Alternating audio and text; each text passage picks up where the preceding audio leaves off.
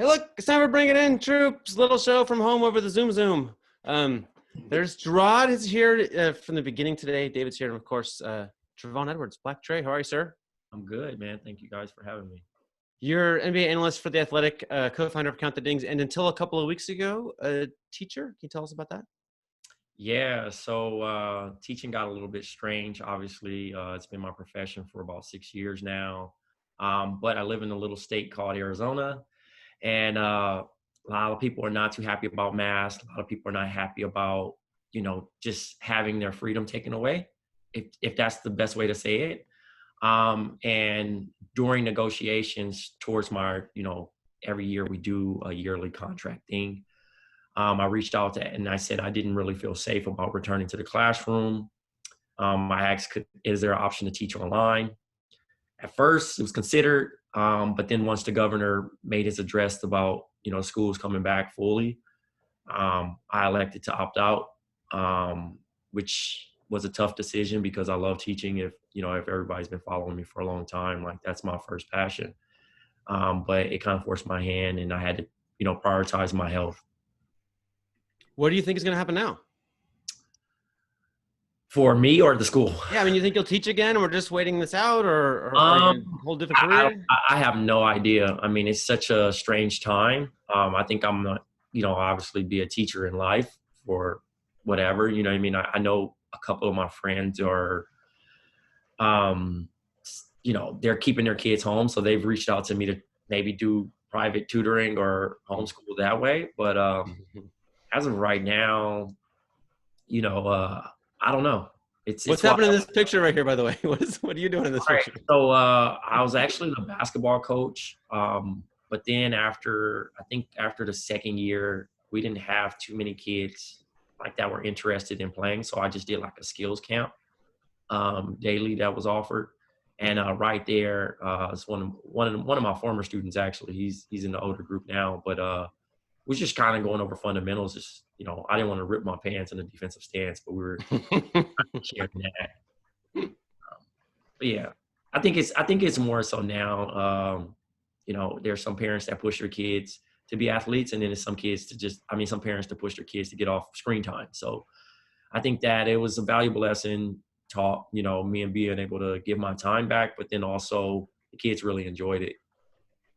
Yeah. You're not totally opposed to screen time, though. We were just learning. You said what? You're not totally opposed to screen time. Oh yeah, I mean, I have my breaks, but like right now, I mean, I need another phone actually. How crazy it's gotten. I had a funny. We have a long planned camping trip that we do every year with a couple of other families, and it was off because then we decided to do it again because actually it's pretty good socially distanced activity. So I went camping this weekend, which meant the most exciting NBA weekend in a very long time. I was like, I'm nervous. Like I'm a Blazers fan, and I was in the car at 4 p.m. on Friday when they were playing like the most important game in a long time, and I was like, no, I'm cool. I'm just going to be present with my family. And then I'm like, I got to check my phone. What's happening with the Blazers? And so I DVR'd it. First, I was like, I'm going to be in media blackout. But then I came home. Then I couldn't media blackout at all. I followed it obsessively. Gerard texted me something about we're going to have issues about the Grizzlies. Yeah, bring it on. Issues. Are we winning? That's all I care about. But then I came home and had it DVR'd. By dumb luck, I'd forgotten what time the Blazers Sunday game was, but I ended up having like just a back-to-back doubleheader of like the DVR game and then the Celtics game live. And I haven't had these feelings in a long time of like being like a basketball fan watching basketball, which is why probably we're all smiling today, right? It's like, woo, basketball. Yeah. Ethan wrote a good article, our friend Ethan, about ratings and how the ratings haven't been overwhelming, but I thought he intelligently mixed in the fact that for those of us watching, we're fucking thrilled. These games have been like Hollywood produced. There's a slickness, but authentically. It's done authentically. I've asked some players that have played, what's it like? And they all say basically the same thing. We're playing. Like it's different, but we never really focus much on the fans anyway. It's been incredible. And Ethan's point was, let's just get through the fact that people aren't really buying into it as much as they thought they would. The NBA just needs to keep producing great content. they're executing. The games have been sloppy as hell. I wrote a couple weeks ago how people's handles are going to be a little off. It takes reps at game speed, not quote unquote scrimmage speed, because now we realize how garbage those things were. But the drama is there. The competitiveness is there. Seeing benches react the way they're doing is fantastic. The playoffs have a chance to be amazing if no one fucks up and gets sick. So we should probably start talking. There's lots of basketball to talk about. So we should talk about this Rockets beating the Bucks, though, right? Did everybody see that game? Is that a good one to talk about? Yeah. Okay.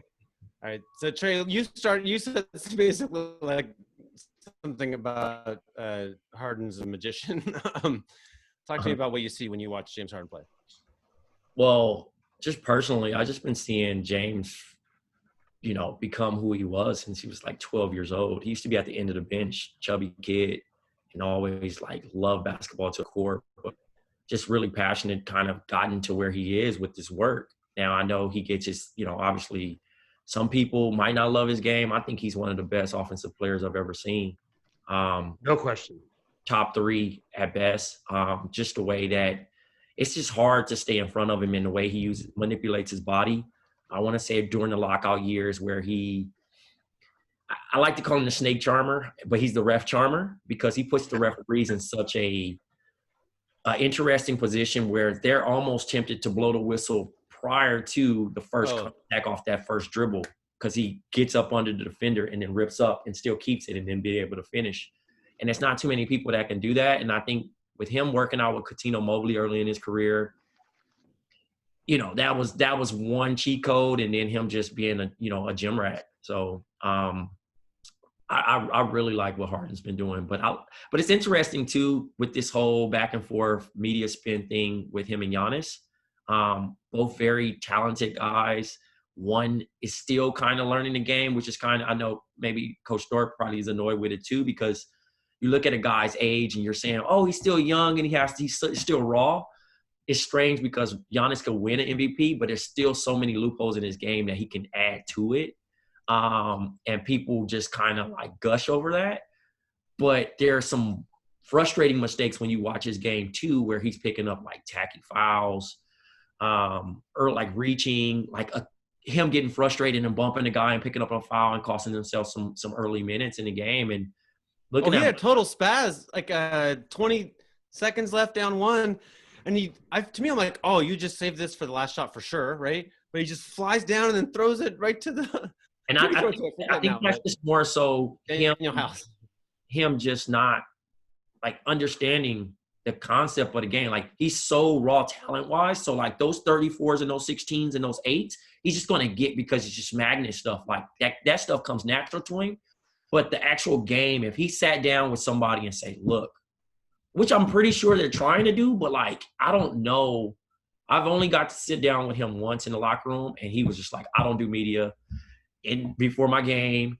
And it was just like, okay, like, all right. And I'm still trying to get a feel for this guy. You know what I'm saying? And I think that his heart is in the right place, but trying to talk to him, I'm sure Jason Kidd, Coach Bud, whoever's, actually working with him personally has had this frustration of like jump stop, your sidestep, sometimes just having better reads and a better feel for the game. And sometimes it just kind of hurts the Bucks more than help him. I feel like he's like my body is longer and stronger, and I'm determined to use like ferocity to win. But that's not always. It's often wins, right? Yeah. But it's not always like the play before. He just begging for offensive basket interference on like. Yeah. The play before, I was like, "What are you? Just settle down." That's actually interesting that you brought that up, Trey, because that's something I've always wondered about Giannis. Like, everyone says, okay, he's only 25, he can add. And Coach, I know you could speak to this. First of all, as we know, progression as a talent isn't always linear, right? And just because he could add doesn't mean he actually will. And it's not because he's not a good worker. He's obviously an incredible worker. That's not it. But maybe he's so competitive, so hyper-competitive that, like, when he's in the game, he short circuits and it's like, forget about all this training shit. I'm just going to use my brute force, grab this board, do this thing. And it's, and getting to that point where he basically becomes, because everyone always says, right, he gets a jumper. What does he become? A more athletic Kevin Durant, right? That's essentially what he is, which is very frightening. But KD's an elite shooter. Like, for Giannis to become an elite shooter, that's a lot of work to get there. And he may never get there. So a couple of things. I don't want to forget about Harden. But David's like, the topic A is hard. Right.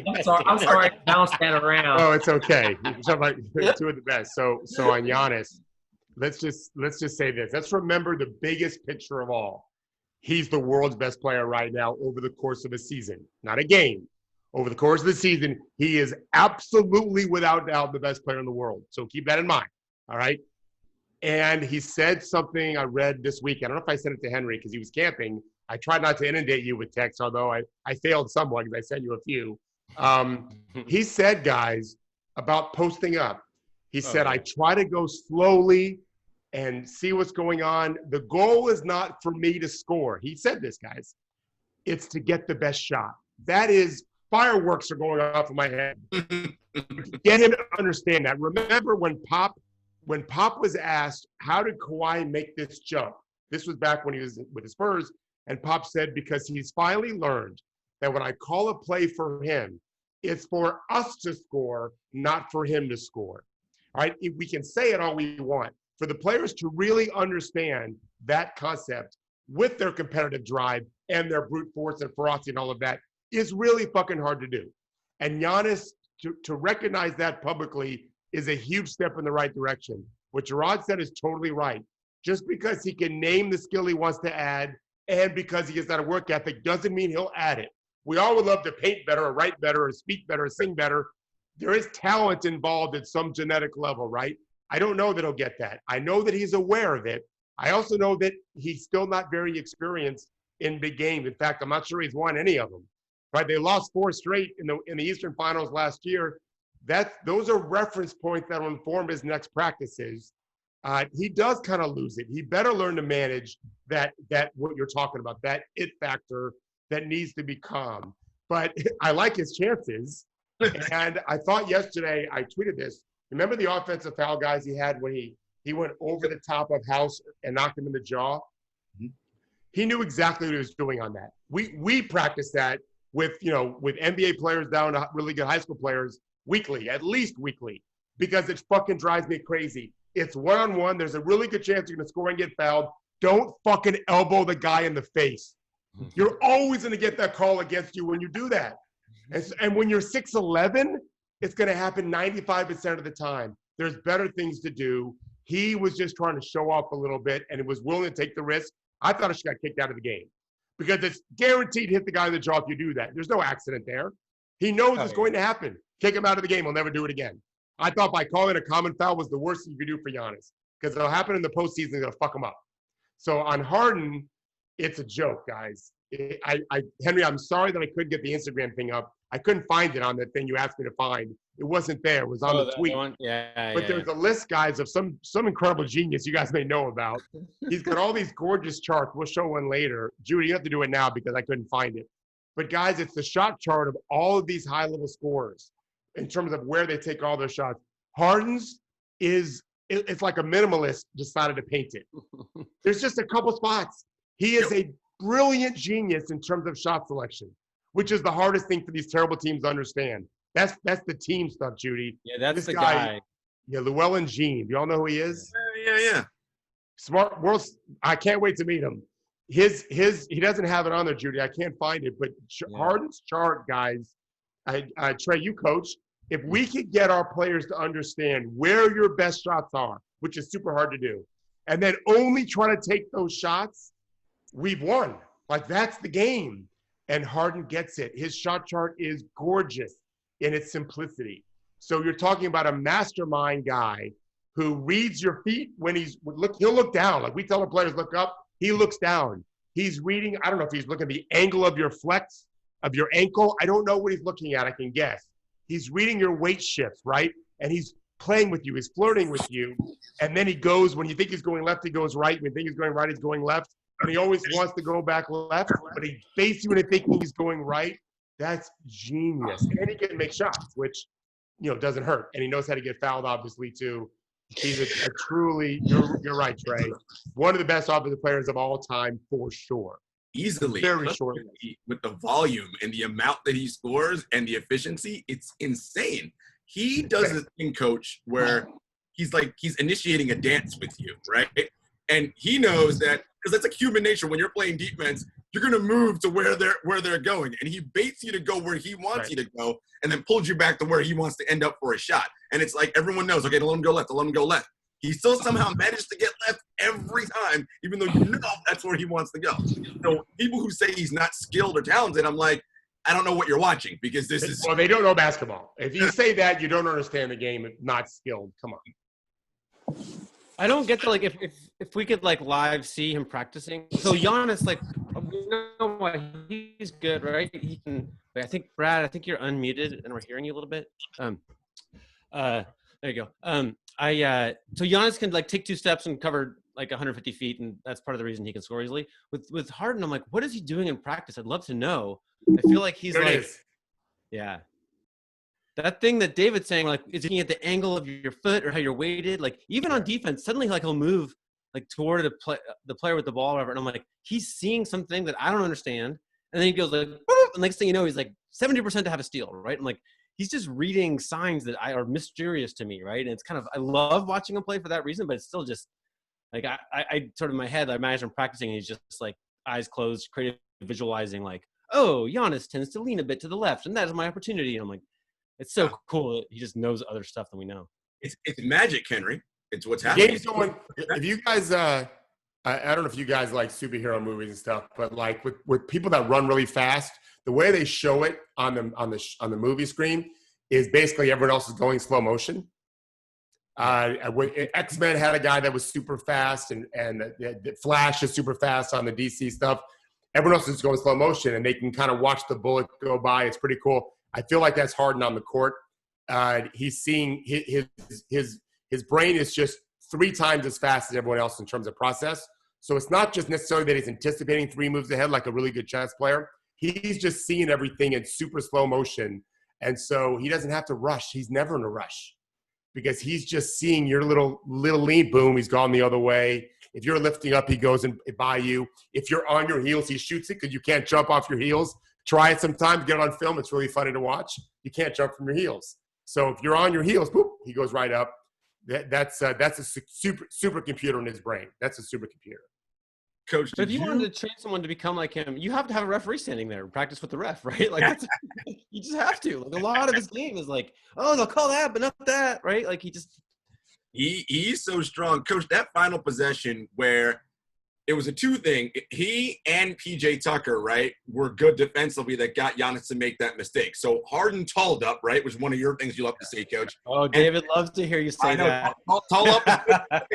And then PJ had the wall up, right? So if Harden didn't tall up right away, Giannis would have turned the corner on easy dunk, whatever. They go up 1, game's practically over at that point. Like his defense it's shitted on because he doesn't always play it, but he's so barrel-chested and strong that when he commits to that end and can do it, like it's a good thing. Like he can stop you from doing things. Trey, I want to get your thoughts on this. I was talking to a player last night, a good friend of Harden's and a teammate in the past, and we were talking about how he can defend when he wants to defend. And I'm not even mad at him for picking his spots because he has to do everything on offense. We see the numbers, right? We know last year he led the league in deflections. We know his numbers in terms of post-up defense are elite level. He picks his spots because he has to pick his spots. But maybe it'd be great to get someone that could do more offensively so we could do more defensively. It seems to work for Houston pretty well in the past. But yeah, he defensively. Oh, Coach, go away. You're not. You lose me? Yeah, you said defensively, and then it was just 10 seconds of silence. Oh my goodness! I was just saying defensively, he could do more if he didn't have to do as much on offense. Right. Right. But don't ISO him and think you're going to score 40 on him unless you're just trying to wear him out.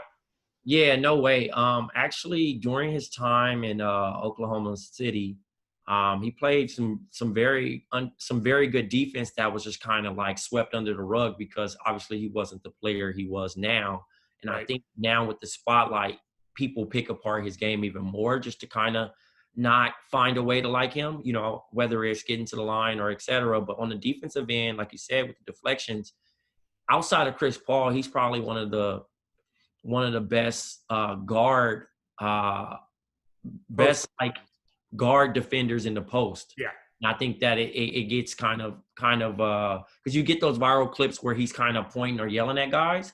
And like you said, those plays that he's taking off, he's getting caught red-handed, you know what I mean? Because he can't do it all. But now add in a Westbrook, and Westbrook being a facilitator and finding shooters. And, you know, sometimes the thing about playing with the Rockets offense is that you can either be up 30 or you can let a team back in from 22 off all long shots. So we've seen that against, you know, in their series with the Warriors. So, yeah, Harden is definitely not as a bad defender as everyone puts him. I mean, I think Trae Young is the worst defender ranking-wise this season. So, you know, nobody's going to bring that up. But it's easy to dislike Harden just because, you know, he's the butt of the joke. Once you find somebody to joke on, they're going to ride it out.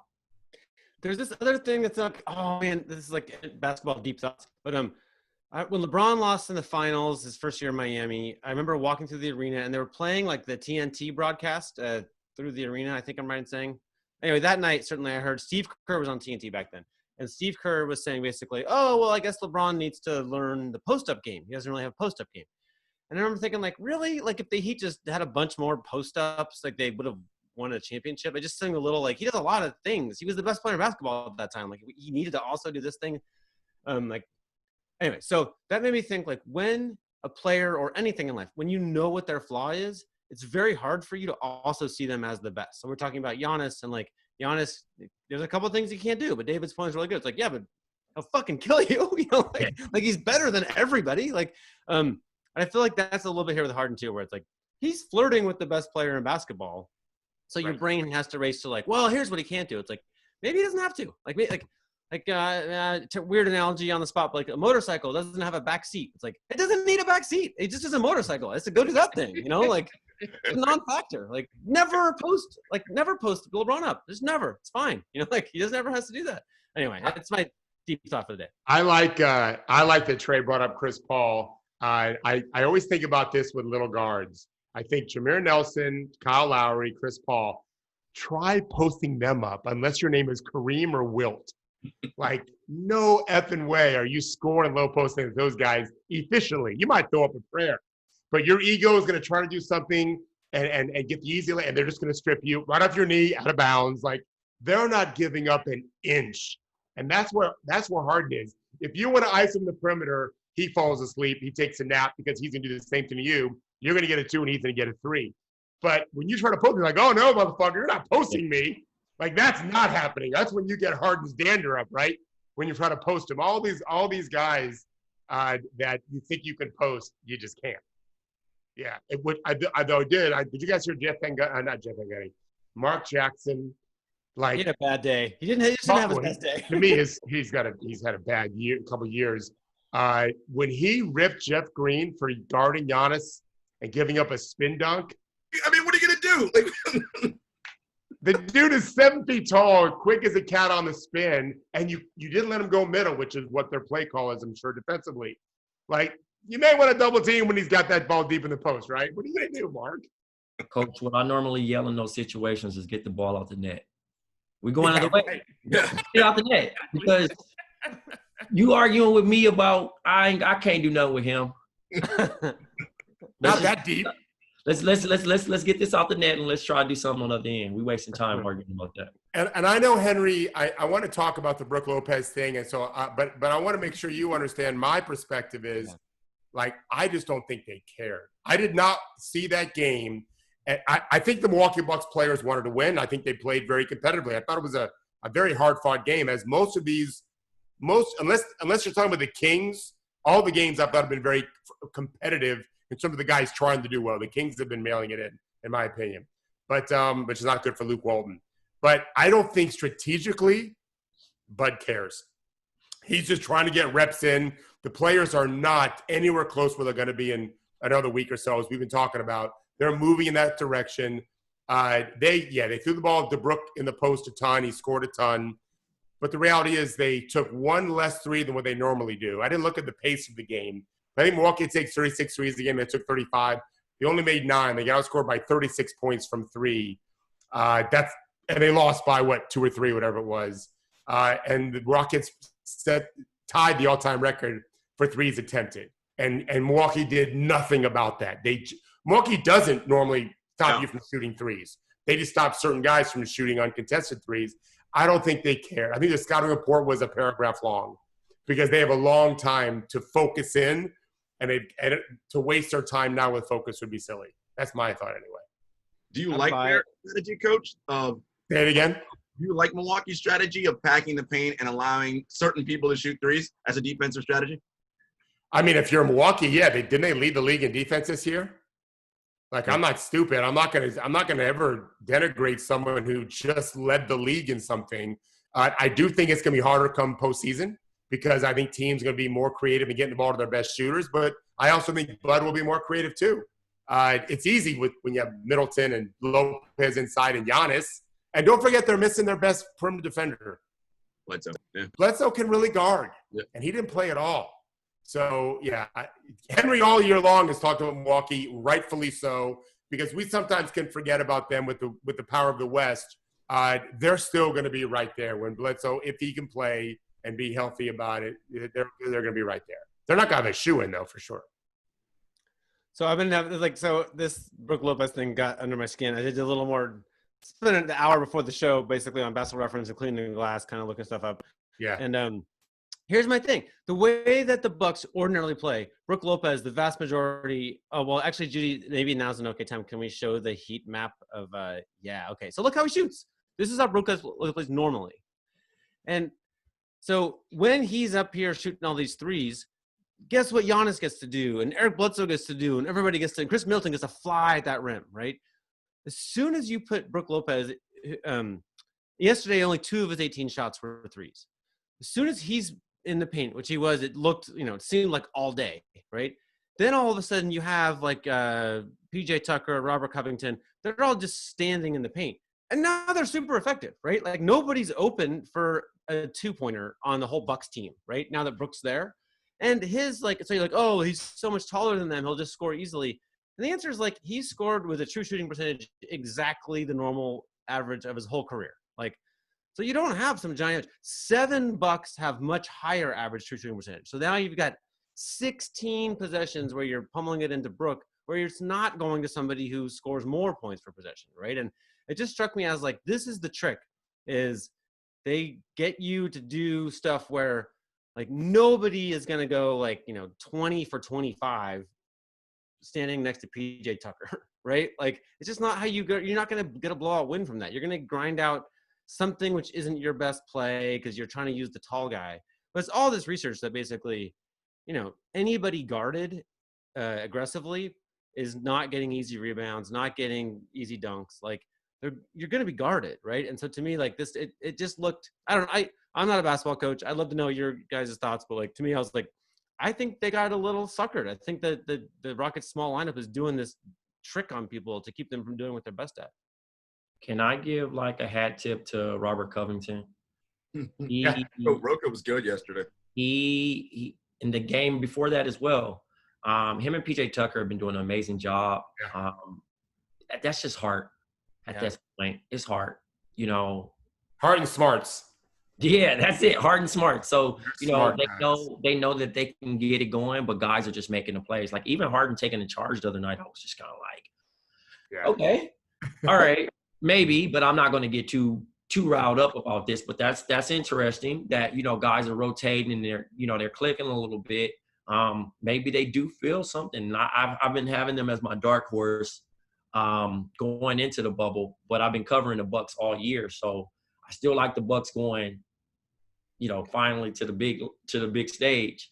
But man, kudos to what, the defense is doing in Houston right now. I mean, because again, their offense kind of baits teams to play that style of play. For one, they predict it. It's on the opposite guard to control the pace. So if you come in playing like, oh yeah, I'm gonna play against Houston, I'm gonna get a bunch of threes up. You might if you have a bad night, and you done shot 13 threes or something, those long rebounds turn into a Harden three, a quick layup, a dunk, a corner find for McLemore, a corner find for PJ Tucker, a corner find for whoever they got. They got so many guys that can knock down threes, and it's working. And to piggyback off Coach Thorpe is that those short guys that are 6'6", 6'7", you can't move them. You can't move them. You're gonna, like I said, it's all ego driven.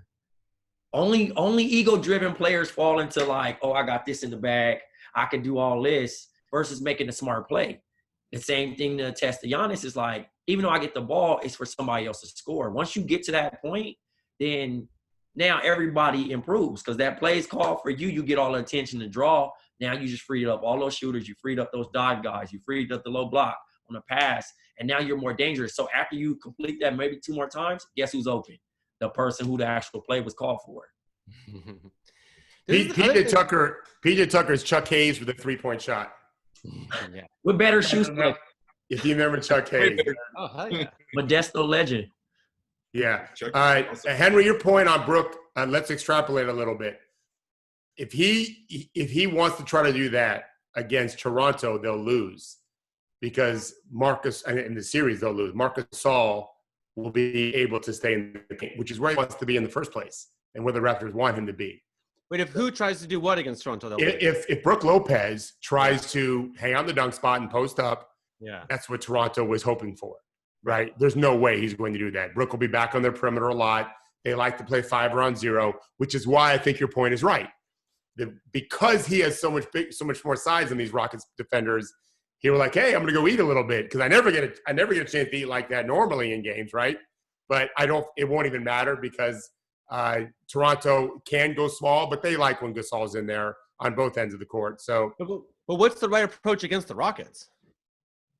If they would have for them, you mean? Anybody who plays against the Rockets with a big man, like, do you break your pattern and post that guy up a ton, or do you stick to your normal approach?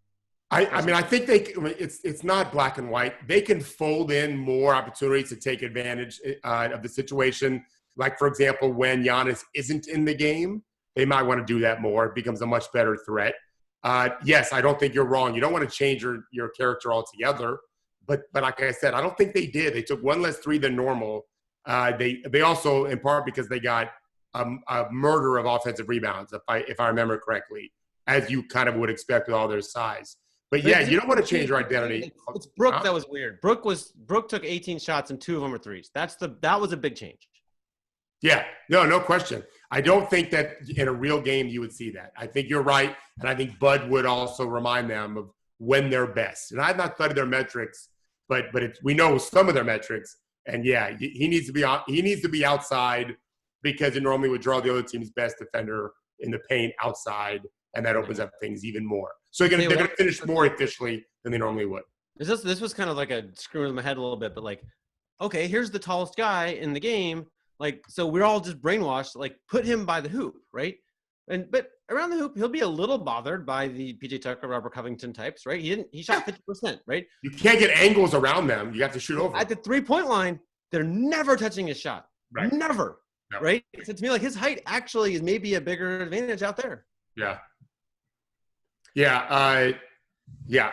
I'm with you on that, but I wanted to get Trey and Gerard's thoughts on the every show so far is starting with comments from the announcers about police brutality. And I mean, every single I've watched a lot of games. They're all starting with literally saying those words, police brutality. When do you hear ABC or ESPN ever say that before a basketball game? And each of these guys are talking about that, and they're showing the movements. Do you think that will continue? Are you happy with the NBA's presentation before, during it, before and after a game? Forget about the on-court stuff. Go ahead, Trey. Go, Trey. Okay. It's empty gestures for me. That's just how I felt going into this. Like I said, basketball is just something to bring a small portion of happiness to what's going on in the world because there's so many more serious things. But I don't think that it's any league's responsibility. I think that we put too much pressure on sports to say, oh, you got a platform and this and that. No, I think that their job is to bring happiness in not a distraction, but more so focus on that end. I think that putting someone's name on the back of the jersey still is not going to stop what's going on in the state of America. Like right now, I think regardless, we're recording right now, and it's somebody's probably lost their life somewhere in the United States for these same reasons. I think that it is a human issue that needs to be addressed.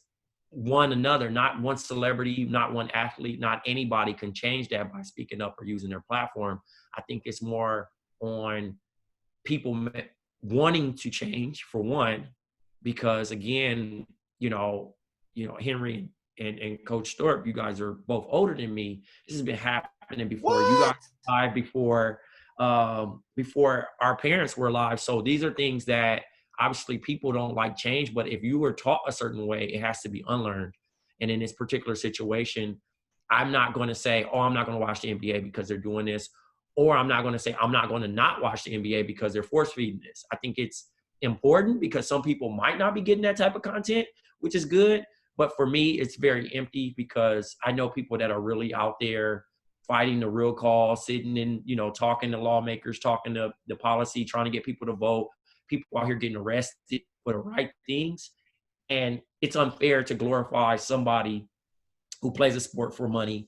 And these people are really dedicating their lives to the real issues. You know what I mean? So I think that the gesture isn't going unnoticed, but I think the focus needs to still be shifted to what's really going on, because it's crazy in Portland. It's crazy in Atlanta. Some of these things aren't being televised. And, people are just trying to fight for what's right and getting done dirty. So, yes, basketball's back. We're happy we're getting sports at 10 a.m. on the West Coast and 1 p.m. there. But Gerard can attest to this. We still black. I can do everything right. And I see those flashing lights, and I can't get on the phone and call you two and say, tell him I'm a good dude. It doesn't work like that. But Jimmy Butler, that's why Jimmy Butler didn't want his name on his jersey. I thought that was brilliant. Yeah, I mean, like I said, it's fair to however they wanted to do it, but I thought it was kind of whack on the NBA's part to say, all right, guys, I'm going to let you have your choice, but now it's just this list you can pick from. Mm-hmm. That's the part. That's the only part that I was like, okay, y'all messed up there. Mm-hmm. But everything else, I feel like it's a little organic. It's rolling out. But then you got the guy that just wants to watch sports. And I posted a GIF where he's like spitting out the water, like, oh, come on. Because every commercial, the commentator is somebody talking about it. Like I said, which is cool. Also, kudos to the women's basketball, Angel McCoughtry. Is that how you say her last name? Yep, Angel McCoughtry. He was on the front end of this from the jump. And I think that she doesn't get enough credit, for her using her platform and pushing this. Obviously the NBA jumped on it because obviously they have more resources and they're able to do things. But I like to give people credit where it's due, whether it's to say their names, dedicating the entire season to Breonna Taylor. Since 2016, the women's basketball have taken the lead in doing that. And I think that the men's basketball have, followed along, but they get the more love because obviously it's just those cliches. Yeah, I mean, I'm with Trey on a lot of this. The NBA, the great columnist for The Undefeated said it. Bill Rhoden used to write the New York Times. Yeah. He said, when power gives players permission to protest, it is no longer a protest, right? And so with the NBA being like, all right, you guys can do all this stuff, it does ring hollow to Trey's point. I mean, Henry and Coach, you know what it's like? It has become part of the television show. Basketball is a TV show when we turn on to watch it. Now that all these people are talking about Black Lives Matter and whatever, these commercials and these owners, it's just part of the TV show. That's all it is. Because ultimately, and to a point, it is good that it's out and people are hearing it repeatedly, right? Because there is something about, as we all know, learning. Part of learning is repetition, right? Okay, so repetition is good that we're hearing it all the time. But to Trey's point, nothing actually happens until movements happen in the community. And remember, Henry, a while back, I was saying that's what I have a fear about with sports coming back. We are such a sports crazed, loving society that basketball, and it happens to me, myself, I was so geeked for basketball this weekend. Like, it's all, I was like, oh my God, this is great. That's all I want to do is watch hoop. But it's like, hey, man, if you want things to happen, it's not LeBron saying whatever. It's LeBron doing what he does in the school in Akron. It's the actual actions and activities. Everybody grabbing a knee and locking arms, like, okay, great. Like, that doesn't do anything. Like, all right, we're showing unity, but what actually happens? Everyone's saying Brown and Taylor. We know how district attorneys and prosecutors work. They work when they are pressured by the public within the community in which they live. You can look back through every high-profile case that's ever happened. Look back at the Central Park Five. They rushed to judgment because the public was like, we got to do something about this violence that's happening. Boom. They started rounding up kids from all the neighborhoods. They got these 5 kids who had nothing to do with it. Boom, here we go. You're in trouble now. What's going on in Kentucky where Breonna Taylor was killed? That's the movement by the people. That's going to get the cops arrested. That's going to, or not the cops, those guys that did it arrested. That's going to get charges prosecuted against them. It's those types of things that are going to make movements happen. And so, but isn't that why it's important that people like LeBron and others are speaking? That is a form of leadership, right? They may not be trying to breathe spirit, but they might be doing so for people in different communities to say, you know what, I could do more. But if not that, then it's worthless. If they're not inspiring people, then it really is just words. I would say the people who are on the front lines don't need LeBron to inspire them right now. No, it's the average person in the community that needs to speak up to those people. He might, and I would love to. I mean, I don't know how we could track the data because I don't know how you would know that, but I would love to know what the correlation is between someone, an average person in the community, seeing LeBron say, "I'm doing X," and that makes you now want to go do something. I would love to see what the numbers look like because so much of that is about you got to feel that inside you, right? You have to feel it. In order to be like, Dan Gilbert used LeBron. Henry knows this better than me to help get his casino pass, didn't he, Henry? Yeah. So yeah, movements work. No, I'm Jaylen Brown holding his phone saying, "I don't know all the answers. I'm 23 years old, but I feel like everybody else feels." Like walking down the street in Atlanta, like that, I think moves people, right? To me, like this was a voice and a message in a moment where I'm like, oh, that's leadership, right? And to me, to your question, Dave, like a lot of the content around Black Lives Matter with NBA games has just been not the right voice, right? And so the pinnacle of what I'm saying is Gary Trent Jr. checked into the game and he's wearing an I Am a Man jersey. And I'm like, oh, this is an interesting jersey, right? On the one, like the ancient American racist tradition of treating Black people like children, right?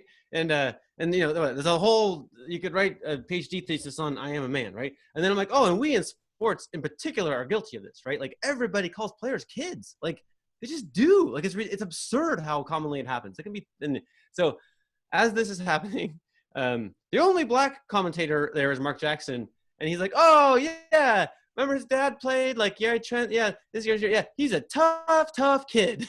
And I'm like, he's wearing a fucking I Am a Man jersey.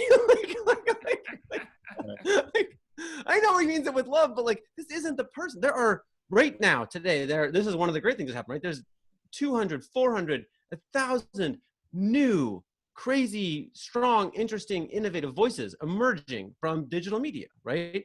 And to me, like if we're going to evolve, we're going to have to change who's talking, right? Can't just roll out fossilized Mark Jackson again, right? Like we got to keep evolving with who's there. And I just feel like you know, that'll come. Maybe it's Jaylen Brown, et cetera, et cetera. But like right now, I don't think we've totally found who it is. Henry, can I add really quick? Sorry, Gerard. Please. I just wanted to throw this in, and this is probably off topic, but I don't like the vilification on standing or kneeling, right? I feel that everyone has different beliefs, however they go about it, because vice versa, you know, long as it's the comments that if you're going to stand out from, you know, the union of what your team is doing, just have a prepared answer. I wasn't mad at Jonathan Isaac on what he did and what he believes in. And I think that the internet is going to be the internet and try to vilify that kid, that man. I'm 13 years older than him. He almost is a kid. He's a young man. I'm 13 years older than him, so I would normally address him as a kid. I'm very old. Yeah. So in that scenario, I didn't think it was fair. And then now, obviously, to hear the devastating news that, you know, he tore his ACL, people are like, karma, the universe. oh, this and that. And I'm just like, that's not cool at all. No. This is, a heavy faith-based kid who really believes that with prayer things work, and maybe everybody has different religions, which is fine and dandy, but I think that everyone needs to respect that versus, calling him out his name, using certain coin names where in the Black community is just very frowned upon, and calling him that. And I don't think that was fair on his behalf. But then also you get Leonard, who has a military background with his family, but also is trying to accept, like, hey, I can't change. I understand that I have a privilege. I understand this, but I stand with these guys in the locker room, and hopefully it doesn't change the demographic. But I also am a proud American. And I don't think that whether you walk off, you sit down, because it's a contradiction of what Colin did. He talked to the Green Beret, said, hey, kneel. Okay, people mad at you to kneel. So how can we reverse that and be mad at somebody that want to stand? I don't, you know what I mean? So I think that is the conversation that needs to be had on that end, that let people do what they do. And I think that another thing was that I'm clapping for that. The dumb statement goes to, I don't know his name. He had a crazy name that plays for the San Francisco Giants. He said, I won't kneel because I'm a Christian. Now, if Jonathan Isaac would have did that, I would have flipped on Jonathan Isaac. He ain't say nothing about Black Lives Matter. He didn't say anything about, the reason why he didn't do it. But when that baseball player said that, it was like, okay, you won't kneel because you're a Christian. But it was also like a comment of like, I was like, well, is it only white Christians? That's why, you know what I mean? Like, are you separating this? Because Christianity is like all over the world. So you can't just say like, oh, that's disrespect. Why are we still implementing? Why are these old rules about the national anthem still in place before games? There's people who don't take off their hats. There's people that go to vendors. There's people that are smacking down food. There's people that's checking their phones. If it can't be trickled down the line from players to fans, then we need to remove it from the game, because those rules can't be stipulated where say, okay, you can't sit down, you can't turn your back, you can't go into the locker room and come out the tunnel after, and put it that way if it's not held accountable to the paying fans as well. You know what I mean? Because that doesn't make you non-American if you don't want to deal with it. You know what I mean? Because again, I think people are proud Americans, but that shouldn't determine if you're patriotic or not. Well, I love this from Trey. Let's dump the national anthem. I've been on that for I don't know how long. I will go back to Henry, your point about the I am a man point. The fact that Mark Jackson did not, and I don't think he did. I mean, he didn't mention its origin, which is the Memphis sanitation worker strike. I mean, come on, like, and that dovetails to my point about knowing your history. Black people are not a monolith, so I have no problem with Jonathan Isaac believing what he believes in his Christianity. I was actually raised that way, and as a teenager, held many of those beliefs. As once I went to college, those beliefs literally went away once I started opening books, reading, learning from other people, right? My only issue with Isaac was, if you're going to do that, and Taylor asked him a perfectly good follow-up question, your response needs to be, well, essentially, right, like all lives matter. Like that's not, that you need to be better about your response and what your point is about what the connection is between religion and whether or not Black lives do in fact matter. Because what a lot of people don't realize is in this country, Christianity and American Christianity has been used to uphold white supremacy. You do a little research and you will find all the things you need to find about how Christianity upholds white supremacy. NPR has a podcast out right now interviewing a gentleman who wrote a book about it. He literally talked about how the Southern Baptists used to just be the Baptists. Yep. They became the Southern Baptists because of they thought slavery really was ordained by God. It just came out. Let's do it on Saturday. So yeah, you're totally right, Gerard. So our goal is pluralism, right? Our goal is to have a free place where lots of people will follow lots of different impulses, right? And so to me, like Trey, your point about just like the uniformity of how we're supposed to respond, like, no, that's never been the goal, right? The goal would be, I'm fine with not having the whatever, I don't care. But But if you're gonna have it, then like to me, as long as it's genuine, like Myers Leonard, you stand, John, you're like everybody do what they're gonna. I don't think Myers Leonard is a racist just because he didn't take a knee. Right, but here's the thing, guys. If Myers Leonard stood and then said, and everyone else should be fired if they didn't stand because they hate America, we would all be saying something very different today. Yeah. Jonathan Isaac and Myers Leonard and the referee, they didn't say that, but that is what we're hearing and reading about all over the country. If you don't stand, you should be fired or some other terrible consequence. There's no decency. There's no understanding the other side. And so therefore, that's what creates the conflict, the friction between the entities. But I want to just add one more thing on the whole idea of an anthem that drives me crazy. Can we all agree, as we're born in America, so we're American. We don't have a choice in the matter. Our parents were here when they had sex and had us as a baby. That's the way it works, right? That's just the reality. So much on the show today. That's the reality of it. We didn't choose any of this. And then we chose not to leave, I guess you could say. But our families are here. If we can all agree that there is a reason we shouldn't stand for the anthem. In other words, our country would do something so heinous that we wouldn't be proud Americans at that point.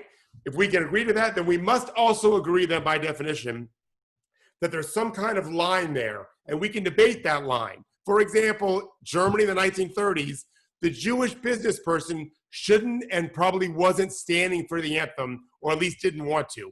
Understandably so. Prior to World War II, what was going on in that country was that horrible, and the Holocaust hadn't even started yet. So I'm not suggesting we're at that level here, but I am suggesting that we're nearing the point where everyone should understand we have nothing to be proud about right now.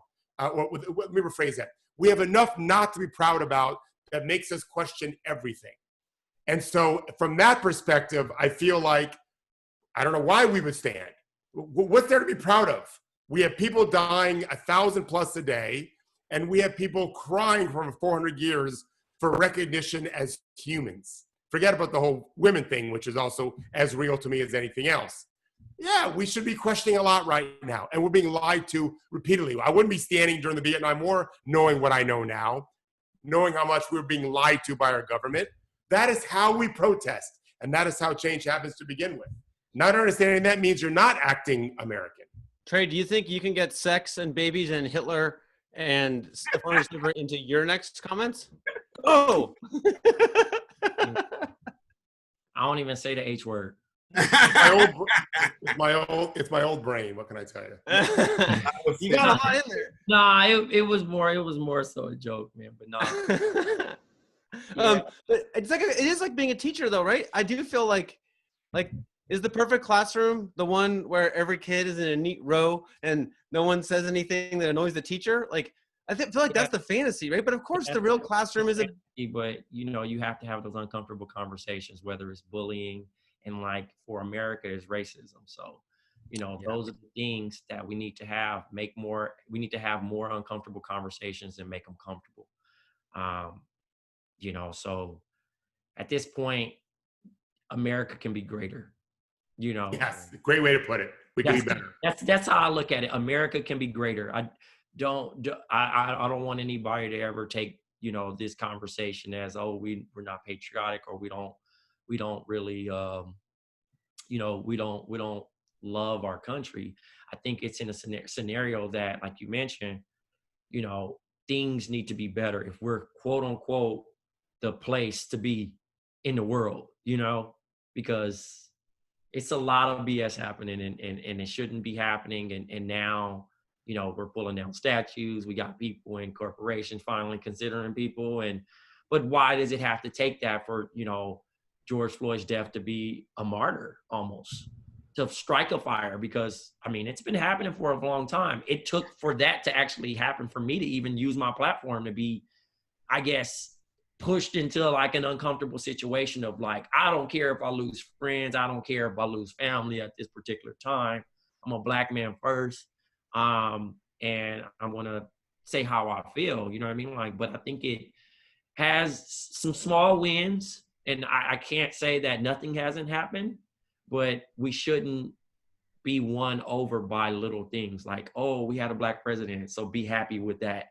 No, every job should be able to have any race or any religion in it. You know what I mean? I think that's the thing. Like, we've created in America so many different type of terms that now we're manipulated that we need to think that way. Black on black crime, you know, changing to certain things like black cats being bad luck. What is that?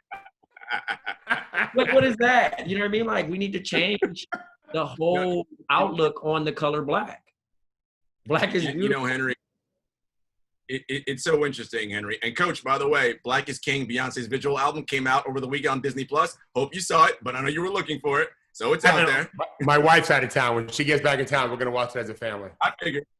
Henry, the big thing I want to say, because, you know, I get on my capitalist machine rant, and people might be like, is he a socialist? Like, what's up with this guy? Like, listen, I love America, and I'm going to close my thoughts on this with one of my favorite James Baldwin quotes, and it's about America.